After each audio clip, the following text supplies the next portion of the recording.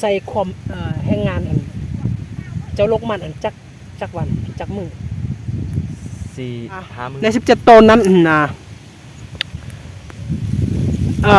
ให้ของเจ้าหันกว้างเท่าไหร่สวัสดีทุกคนวันนี้พี่น้องเฮาก็ได้มีโอกาสได้พบพี่น้องที่เพิ่นได้ลกมันตอนนั้นนะ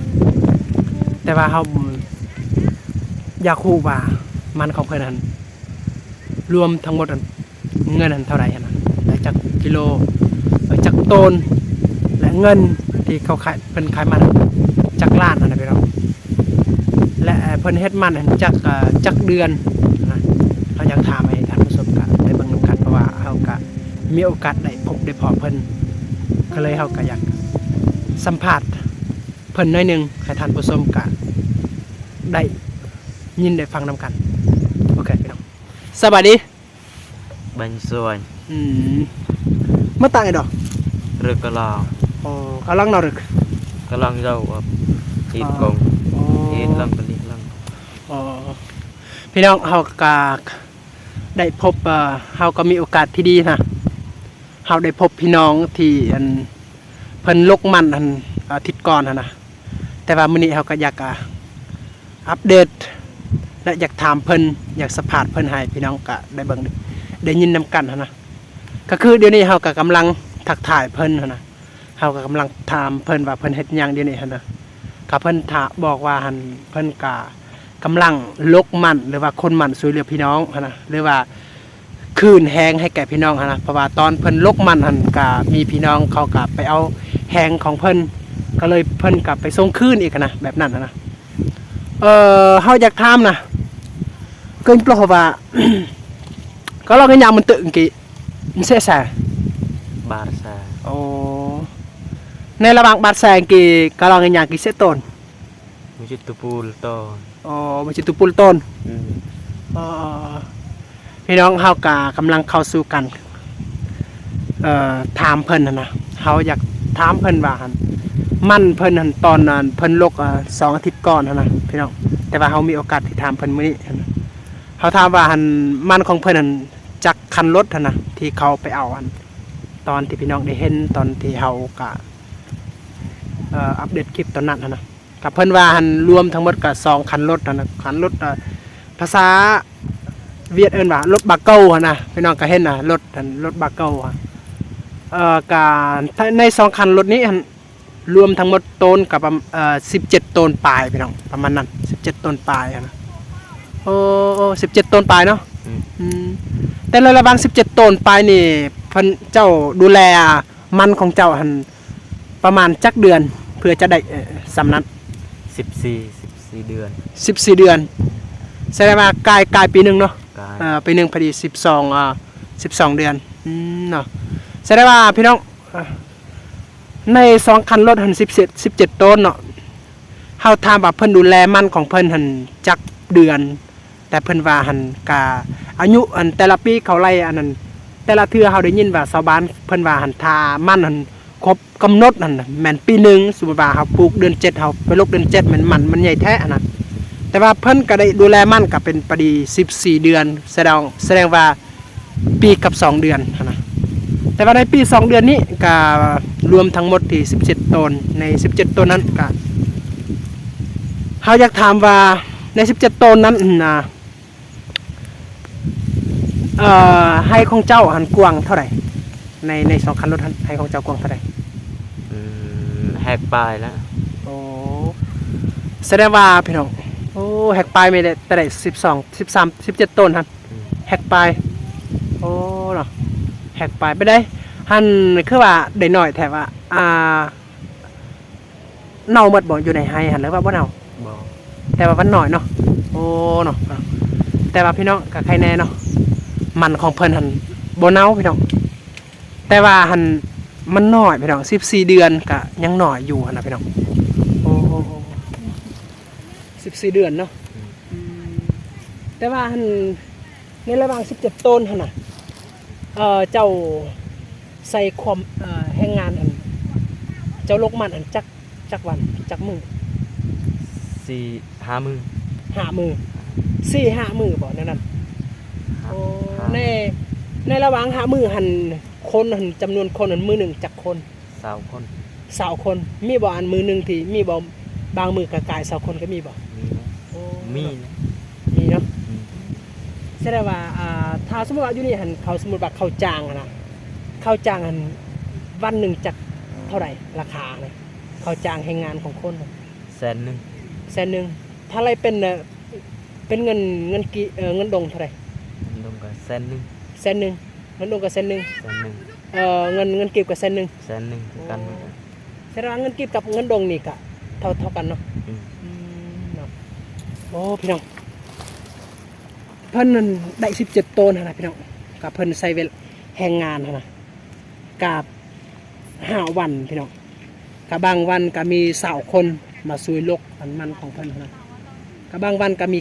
กาย20 คนก็มีหั่นน่ะพี่น้องโอ้แต่ว่าเฮาถามว่าอันอยู่ในเขตชนบทนี่นะไปเขตบนดอยเนี่ยเขาจ้างให้งานของคนหั่นวันหนึงเท่าไหร่หั่นน่ะเพิ่นบอกว่าหั่นก็วันหนึงก็เงินซุมื้อนี้เนาะก็เงินเก็บก็100,000เงินดงก็100,000กับ100,000หั่นก็เป็นแบบว่าแรงงานของคนที่บ่มีหั่นน่ะแต่ว่าถ้าคนที่มีอีหลีหั่นน่ะพี่น้องเขาบ่รับได้100,000ก็ประมาณ150,000หรือว่า200,000พุ่นเพื่อเขาจะได้เฮ็ดเพื่อเขาจะเฮ็ดหั่นน่ะพี่น้องแต่ว่านั่นเป็นแรงงานของคนที่บ่มีหั่นน่ะพี่น้องให้พี่น้องได้รู้ว่านั่นโอ้เนาะ5มื้อนี่บางมื้อก็ฮอดบ่30 คนหั่นน่ะ บ่ กับ25พอเนาะ อืม โอ้25คนแสดงว่ารวมก็เอาว่าหัน5มื้อกะฮอดบ่อันนั้น100แรงงาน5มื้อหัน กลัวแล้ว โอ้กว่า100แรงงานเนาะแต่ว่าใน5มื้อก็ประมาณ100ฮอดบ่100แรงงาน อ๋อ โอ้100แรงงานเนาะแต่ว่าทานเข้าอันแรงงานโต100หันเฮาก็ต้องไปส่งคืนบ่เลยว่าใด ส่งคืน ๆเขาต้องส่งคืนหมดทุกคนเลย อืม พี่น้องเขาก็กำลังจะถามเพื่อนนะมันนะเพิ่นลกมัน17 โตนพี่น้องกา17 โตนกาจำนวนวันกา5 วัน แต่เขาถามในภายใน5 วันเนี่ยนั้นเขาไรแรงงานของคนนั้นจักแรงงานเขาถามว่าฮอดบ่100แรงงานแต่เพิ่นว่ากลัวได้พี่น้องประมาณ100แรงงาน แต่ว่า100แรงงานพี่น้องให้พี่น้องไล่เบิ่งกันวันหนึงต่อคนหนึง100,000นะ100แรงงานนี่กา100แรงงานแสดงว่า12 ล้านได้พี่น้องแต่ว่าเดี๋ยวนี้หันมันของเพิ่นก็17 ต้นเพิ่นใช้เวลารักษามันกับ14 เดือนนะ17 ต้นนะกับ14 เดือนนี่ก็บ่ฮู้ว่ารูปหรือว่าเลยก็บ่ฮู้การเฮ็ดมันเดี๋ยวนี้หั่นนะเบิ่งเขาสิถามว่าราคาของมันเองนะเฮาอยากถามว่าราคาของมันอยู่ในหันเท่าใด 800 800เงินกีบบ่หรือว่าเงินดอง มันดอก เงินกีบเขาซื้อเท่าใด เงินกีบก็800 แม่นบ่800โอ้ไปดอกเงินกีบแบบ800เงินลงกับ800หั่นนะเพราะว่าราคาแบบแต่ว่าอยู่ในหันเงินก็ยังเท่ากันนั่น800พี่น้อง800ให้พี่น้องคูณบางว่า817 ต้นอันเท่าใด800หั่น800หัน17 ต้นพี่น้องและให้พี่น้องไล่เบิ่งว่าหั่นแรงงานนั่นวันหนึงต่อคนหนึง100,000ได้แรงงานที่อันแม้ว่าบางคนครับบ่แรงงานคนบ่มีและบางแรงงานแต่เพราะว่าเขาช่วยเหลือได้ถ้าเขาบ่ช่วยนี่100,000เขาบ่เอาเลยพี่น้องต้อง150,000ขึ้นไปพี่น้องแต่เฮาน่ะไล่100,000เด้บ่ไล่ค่าอาหารที่การกินอาหารการกินได้อาหารการกินนี่แม่นของเขาเองบ่หรือว่าแบบว่าข้าวบ่หรือว่าอาหารเห็นแม่นของเขาเองบ่ออกหรือว่าของผู้ที่มาช่วยเฮากัน ของเฮาแล้วแกง แกงแต่ข้าวเด้ เอา โดยแล้วเนาะโดย โดยง่าย โอ้เฮาก็สัมภาษณ์เพิ่นว่าหั่นเวลาไปโลกมันนี่พี่น้องว่าสำหรับอาหารการกินนี่อยู่ในเขตนี่เขาใส่ในนี่พี่น้องอาหารนี่แม่นของเจ้าของนี่โดยเฉพาะกะแกงนะแต่เขานี่แม่นของคนอื่นเอามานะมันเป็นกฎเด้กฎที่เขาตั้งไว้นะพี่น้องแบบว่าหั่นอาหารนี่ยังก็ได้เพียงแต่เจ้าของออกนะพี่น้องบางครั้งก็มีบางคนก็เอาปลานิลบ่หรือว่าเอาปลา เอ่อปลาเอาเหมือนกันไก่มาแล้วช่วยปลาดุกบอกปลาดุกเขาลืมแล้วเขาลืมซื้อปลาดุกขนาด ปลาดุกบอเลยว่าไก่แบบนั้นพี่น้องแต่ว่าอาหารมันต้องแม่นมาเจ้าของนี่เอาออกนะแต่ว่าเข้านี่หันเอาแบบว่าของไผของมันนะพี่น้องแบบนั้นนะโอ้พี่น้องแต่เขาอยากถามว่าแบบว่าเขาบ่สามารถที่จะอะไรได้นะรวมมันจากล้านมันของเจ้าหัน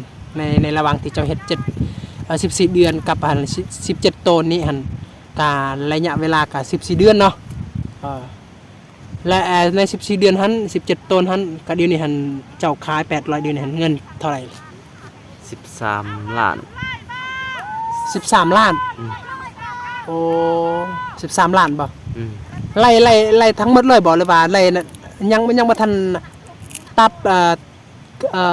ค่าอาหารนี่ยังบ่เลยว่าตัดแล้ว13 ล้านนั้นยังบ่แบบว่าเงินทั้งหมดเลยเนาะโอ้พี่น้องเดี๋ยวนี้หันเงินของเพิ่นก็13 ล้านพี่น้องยังบ่ทันอะไรค่าอาหารเลยพี่น้อง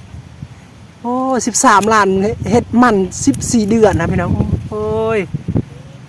บ่ไล่ค่าให้งานที่เฮาบ่ไล่ค่าให้งานที่เพิ่นเฮ็ดได้พี่น้องเพิ่นเฮ็ด14 เดือนนี่แน่นอนต้องมีการทางให้แม่นบ่แม่นมีการทางเนาะและอยู่ในนี่หันเขาใส่ยาบ่เขาฉีดค่าหญ้าบ่เขาใส่บ่ใส่โอ้ในจำนวนนั้นให้ของเจ้าหันเจ้าใส่อันยาฆ่าหญ้าหันจักล้านล้านหนึ่งโอ้ล้านหนึ่งพอดีกับให้งานนี่ให้งานเห็น12 คนเขาเอา120ให้งานเนาะประมาณนั้นตัวเขามาลกกันตอน5 วันหั่นเขา120ให้งานแม่นบ่และบวกกับ120ให้งานกับถ้าอะไรหั่นแบบว่ากงเงินหมู่มนะกิมโกลัมแสดงว่าไม่หาเตรียวเลยมาเตรียวและบวกอีกกับมันราคาของยาที่เจ้าซื้อหั่นค่าหญ้าหั่นแสดงว่า13 ล้านรวมทั้งหมดได้บ่ไรอย่างอื่นบ่ไรค่าที่เจ้าเสียหญ้าอีกกันบ่ไรค่าที่เจ้าอันปลูกมันอีกกันปลูกมันนี่เวลาจะปลูกกันจะเอาให้งานของคนอื่นบอกเลยว่าจะปลูกผู้เดียวกันไม่ว่าครอบครัวของเจ้าเองครัวของคนอื่นจะบ่เอาแสดงว่าให้งานตัวเจ้าปลูกกันนั่นแม่นครอบครัวของเจ้าเองปลูกแม่นบ่แม่นโอ้แสดงว่าจักมื้อนั่นจักวันที่จะปลูกตอนนั้น2 อาทิตย์2 อาทิตย์โอ้ย2 อาทิตย์ครอบครัวของเจ้าจักคน2 อาทิตย์ตัวจะปลูกกัน4 คน4 คน2 อาทิตย์2 อาทิตย์พอดีเจ้าเฮ็ดมันที่1 6 วันเนาะ6 วันพอดี12 วัน12 วัน4 คนพอดีเท่าใด10แม่น48แห่งงานว้าว48แห่งงานวันหนึ่ง100,000นี่48แห่งงานพอดี4 ล้าน 8 แสนได้4 ล้าน 8 แสนได้เจ้าเสียเนาะ4 ล้าน 8 แสนกับบวกเอกหันตัวนั้นค่าที่เจ้าค่าที่เขาลกมันของเจ้า5 วันหัน120ให้งานแสดงว่า14 ล้านกับ12 ล้านนี่กับพี่16เลย16 ล้าน 8 แสน16 ล้าน 8 แสนอีกกับบวกกับล้านนึงของขายาแม่นบ่ขายยาอีกล้านนึงแสดงว่า17 ล้าน 8 แสนบัดนี้แต่ว่าค่าอาหารโตหันเจ้าเวลาจะลกมันนี่ค่าอาหารเจ้าซื้อหันจักล้านล้าน5ล้าน5โอ้ล้าน5บ่ในภายใน5 วันนี่โอ้ล้าน5เนาะก็เพราะเนาะเพราะว่าล้าน5นี่ถ้าเข้าอันนั้นเอาอันเขาของเจ้าเองนี่ก็แม่นกว่าเนาะมีแต่สำหรับอาหารเด้โอ้ล้าน5พี่น้องรวมทั้งหมดล้าน5เป็นค่าอาหารตัวเขาลกขาวันได้แต่ล้าน5บวกกับอัน16 ล้าน 8 แสนกับล้าน5พอดี17 ล้าน18 ล้านพี่น้อง18 ล้าน18 ล้าน 3 แสนพี่น้องค่าสิ้นเปลืองได้ค่าสิ้นเปลือง18 ล้าน 8 แสนแต่ว่าหันบ่ยังบ่ทันได้เลยค่าตัวหันเพิ่นทางให้อันบ่ในอันนั้น18 ล้าน 8 แสนนี่สมมุติว่าเจ้าไล่หันกะไล่กับราคาทางอันยาเลยบ่เลยว่าบ่ตอนทางยังบ่ทันเลยเนาะตอนทางอันเจ้าในเฮกตาร์ปลายนี่เจ้าใช้เวลาจักวันเจ้าทาง บ่ฮู้แล้ว เป็นทิศเนาะเป็นเดือนแม่นบ่ เป็นเดือน โอ้เป็นเดือนน่ะแต่จำนวนคนแรงงานเจะเข้าทางกันเท่าใดมื้อหนึงเท่าใดมื้อหนึงจักคนเจ้าไปทางกันตอนนั้น 3 เจ้า คน เจ้ากะกัน3คน3เป็นเดือน33โอ้ยอันตรายเว้ย3คนนี่90แรงงานพี่น้องต่อเดือนเพราะว่าเพิ่นทางกันตอนเพิ่นจะปลูกกันเฮกตาร์หนึงหั่นน่ะเพิ่นทางกัน10เดือนหนึงพี่น้องเพื่อจะสำเร็จหั่นน่ะและวันหนึง3คน3คนเท่าอะไรวันหนึงเป็น3แสนหั่นน่ะพอดี90แรงงานนี่โอ้พี่น้องแต่เดี๋ยวนี้เห็นเจ้ารวมทั้งหมดที่เจ้าได้แม่น13ล้านเนาะโอ้พี่น้องให้พี่น้องไล่เบิ่งว่ารูปหรือว่าเลยเอาเฮ็ดมันนี่พี่น้องโอ้พี่น้องเป็นตายต้นเนาะพี่น้องเดี๋ยวนี้เห็นเจ้าได้แล้วเงินเจ้าได้แล้วบ่เงิน ได้ แล้วโอ้แต่อันนั้นเงินตัวนั้นหั่นยังตีหรือว่าเจ้าใช้จ่ายหมดแล้ว หมดเลย ไม่แท้เนาะโอ้พี่น้องเพราะนั้นได้แล้วเงินนั่นแต่ว่าเงินมันหมดแล้วพี่น้องเพิ่นใช้จ่ายหมดแล้วเพราะว่าตอนยังบ่ทันขายมันเห็นแม่นว่าเจ้าอันนั้นตอนเจ้าบ่ทันขายมันหั่นเงินโตแม่นบ่มันแบบว่าเจ้าติดก่อนเนาะ โอ้แบบว่าหั่นตอนยังเพิ่นบ่ทันขายมันพี่น้องก็เพิ่นก็บ่มีอาหารการกินเด้ก็เพิ่นก็ติดของคนอื่นก่อนเพราะว่าเพิ่นก็อยากส่งอยู่ในเวลาเพิ่นลกมันนั่นน่ะแต่เมื่อเพิ่นลกมันแล้วอันเงินค้ามันอัน17 13ล้านหั่นส่งคนอื่นแล้วพี่น้องมันบ่แต่สำนั้นนี่แต่สำนั้นแหละพี่น้องเพราะว่าเพิ่นก็กินก่อนเด้โอ้เนาะเอาไปตายทนเนาะเป็นมันยากลีเนาะโอ้แล้วก็มีแต่มันบ่จะเฮ็ดหรือว่าเฮ็ดให้เข้าแน่ ให้ ให้เข้าแน่โอ้สอง ให้ก็มี เวียกเนาะ อืม โอเค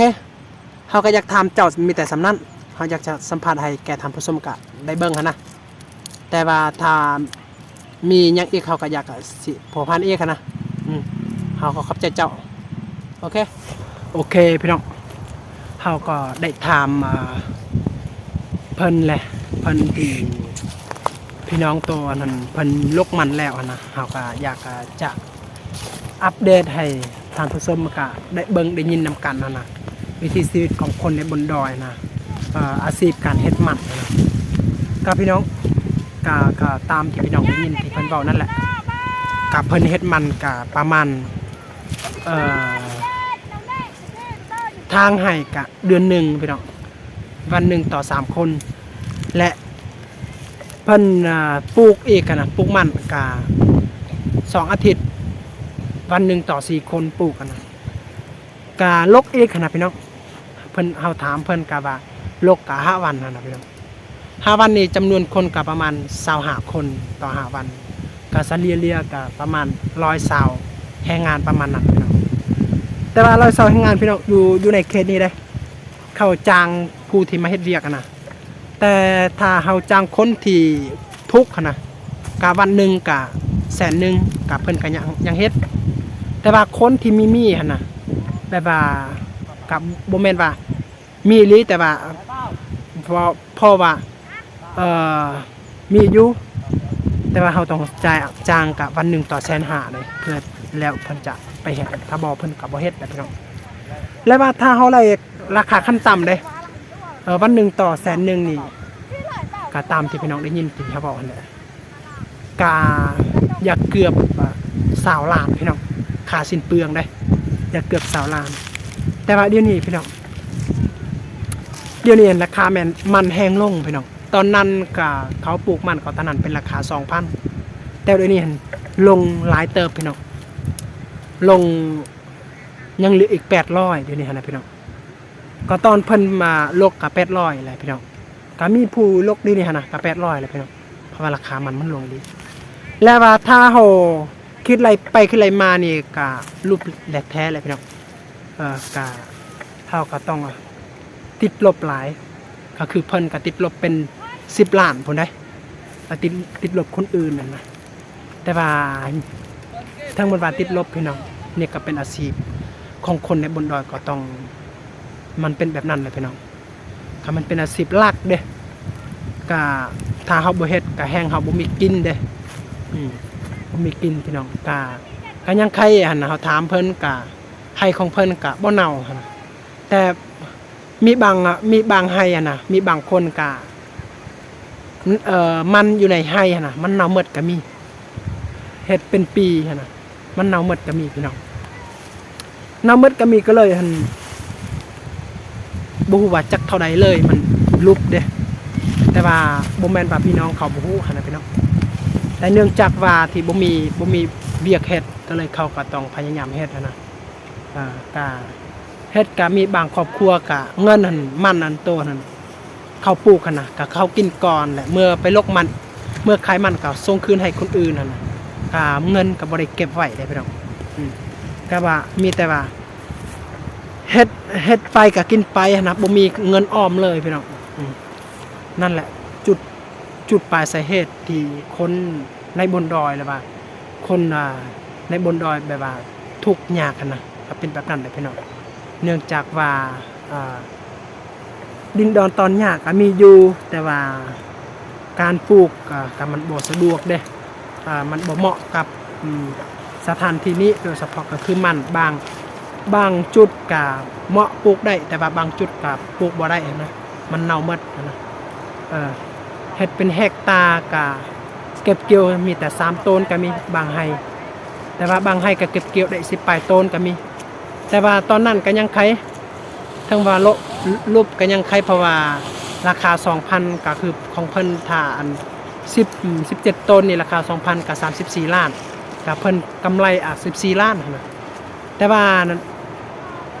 เดี๋ยวนี้ราคายังมีแต่800พี่น้องโอ้มันลุกแท้เลยพี่น้องก็มีแต่เท่ากับอีต้นพี่น้องเขาแต่ว่าย้อนว่ามันเป็นอาชีพเด้เฮาบ่สามารถที่จะเฮ็ดหรือว่าเฮาบ่สามารถจะหลีกเลี่ยงได้หั่นน่ะพี่น้องก็คือเฮาเอานี่แหละเฮาก็บ่สามารถหลีกเลี่ยงได้โอเคพี่น้องมีแต่คลิปที่เฮาอยากอัปเดตให้แก่พี่น้องก็ได้ชมได้เห็นสำหรับคลิปเฮาสัมภาษณ์ก็เป็นแบบนั้นแหละพี่น้องก็ถึงว่าเฮายากที่เฮาจะออมเงินได้นะแต่ว่ามันเป็นอาชีพเฮาก็หลีกเลี่ยงบ่ได้นะโอเคก็ยังมีหลายคนอยู่พี่น้องเฮาอยากจะสัมภาษณ์ให้ท่านผู้ชมก็ได้บ้างแต่เฮาก็ได้พบคนนึงแหละแต่ว่าถ้ามื้อใดเฮามีโอกาสที่จะพบอีกคนอื่นเฮาก็อยากจะสัมภาษณ์อีกให้ท่านผู้ชมก็ได้ผู้ได้เห็นวิถีชีวิตหรือว่าการดำรงชีวิตของคนในบนดอยก็ยากหลายสำใดหั่นน่ะพี่น้องโอเคมีแต่ฝากให้พี่น้องก็สำนั้นแหละพี่น้องแต่ให้พี่น้องก็อย่าลืมกดไลค์กดแชร์และกดติดตามช่อง YouTube ของเราเพื่อจะบ่พลาดคลิปใหม่ๆนะหรือว่าคลิปสาระดีๆให้แก่ท่านผู้ชมพอจะฝากให้โอเคมีแต่สำนักลาก่อนพี่น้องทุกคนเจอกันใหม่